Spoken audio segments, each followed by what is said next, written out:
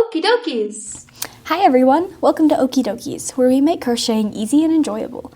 Today we're focusing on a simple yet versatile stitch, the slip stitch.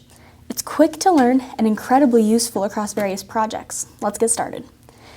The slip stitch is the shortest of crochet stitches, primarily used to join rounds, finish projects, and create seamless seams. Or you can use it to add neat edging.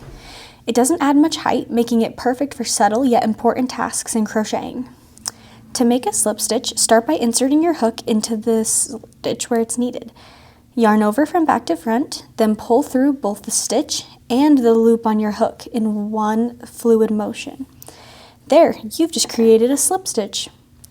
Slip stitches are great for joining rounds, like in hats or amigurumi, finishing projects neatly, creating durable seams, or adding polished edges to your work. It's a fundamental stitch for ensuring your projects look professional and tidy. Be careful not to pull too tightly, or it might be difficult to work into your slip stitches later. Always remember to yarn over before pulling through to complete your stitch correctly, and avoid using slip stitches where height is needed, because they won't add any. And that's the slip stitch. With practice, it'll become a go-to technique in your crochet toolkit. Thanks for watching, and remember to subscribe to Okey Dokeys for more crochet tips and tricks. Keep stitching and have fun with your next project.